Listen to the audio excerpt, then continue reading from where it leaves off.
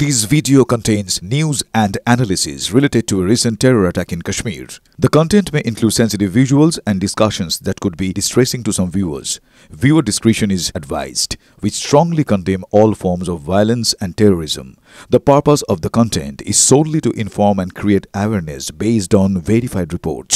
এই মুহূর্তে যে জায়গায় আমরা রয়েছি তা পাক অধিকৃত কাশ্মীরের এলওসি থেকে পাক সেনার একেবারে স্নাইপার রেঞ্জের মধ্যে আমরা রয়েছি। এই জায়গার নাম রাজৌরির মুবারকপুরা।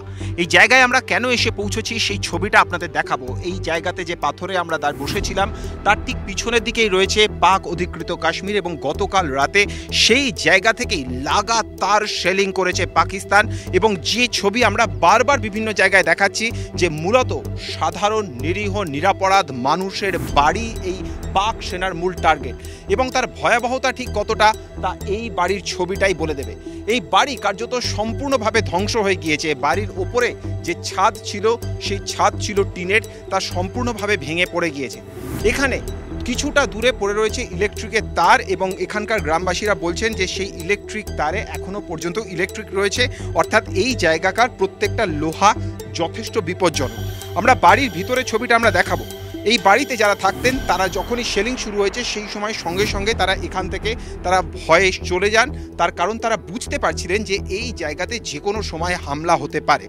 বাড়ির ওপরে ঠিক যে জায়গাটা আমরা এখন রয়েছি এই ওপরের অংশটাতে ছিল টিনের ছাদ, যা সম্পূর্ণভাবে ভেঙে গিয়েছে। সেই টিনের ভাঙা অংশ পড়ে রয়েছে এখানে এবং যে প্যানেল ছিল একটি, সেই প্যানেলটি এখানে পড়ে রয়েছে। এখানে একটি ফ্যান ছিল, সেই ফ্যানের অংশটা রয়েছে, বাকি অংশ সম্পূর্ণভাবে কোথাও চাপা পড়ে গিয়েছে এবং আমরা দেখতে পাচ্ছি যে এখানে যে দেয়ালটা ছিল সেই দেয়ালটা সম্পূর্ণভাবে ভেঙে গিয়েছে।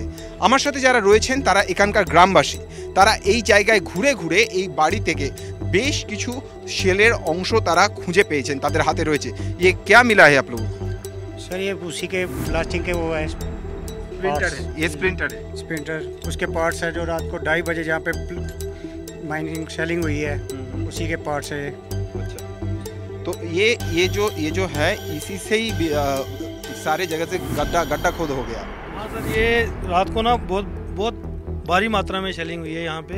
रात को तकरीबन 1:30 बजे के आसपास सबसे पहले ब्लास्ट यहाँ पे ही हुआ है। अच्छा। तो हमारे सामने यहाँ पे पड़ा है। उसके बाद ये देखो घर की हालत आप देख सकते हैं। उस टाइम इस घर में कोई नहीं था। घर में छोटे छोटे बच्चे थे, घर वाले भी थे। जब ऐसे ही माहौल में वो कहाँ जाएंगे साहब, वो भागे यहाँ से किसी भी तरीके से, उन्होंने अपनी जान। अच्छा, इधर ये बॉम्बिंग होने से पहले ही वो भाग गए? हाँ, पहले भागे। जैसे उनको पता चला, आवाज़ आई, आवाज़ के कारण पहले ही भागे वो यहाँ से।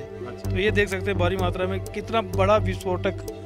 अगर सर घर में कोई होता तो मुझे नहीं लगता कोई बच पाता यहाँ पे। আমরা সেই ছবিটা বারবার ধরে দেখছি যে যদি এই ঘরে কেউ থাকতেন তাহলে কোনোভাবেই তাদের পক্ষে বাঁচা সম্ভব ছিল না। কিন্তু কোথায় হয়েছিল সেই শেলিং সেই ছবিটাও আমরা দেখাবো। এখানে একটি খাটিয়া ছিল, সেই খাটিয়া দেখতে পাচ্ছ যে লোহার যে প্যানেলটা তা সম্পূর্ণভাবে বেঁকে গিয়েছে। এই বাড়ির ওপরে কিন্তু শেলিং হয়নি, শেলিং হয়েছে এই যে ভাঙা পাঁচিলটা আমরা দেখতে পাচ্ছি, এই ভাঙা পাঁচিলের এই অংশে, অর্থাৎ ঠিক নিচের দিকের এই অংশটাতে হয়েছে শেলিং। এই জায়গাতে সম্পূর্ণভাবে মাটি ধসে গিয়েছে এবং তার অভিঘাতেই এই পাঁচিল যেমন একদিক থেকে ভেঙে গিয়েছে, ঠিক তার পাশাপাশি মাথার ওপরের ছাদ এবং এই একদিকের দেয়াল সম্পূর্ণভাবে ভেঙে গুড়িয়ে গিয়েছে।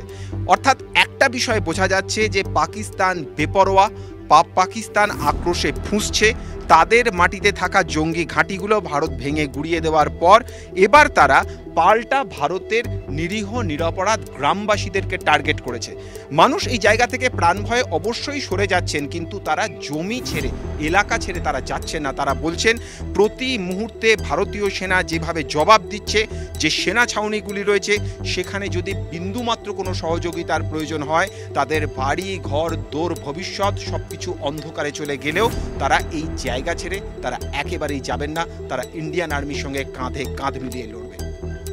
রাজৌরি থেকে ক্যামেরায় অনুদীপ শর্মার সঙ্গে জ্যোতির্ময় কর্মকার, TV9 বাংলা।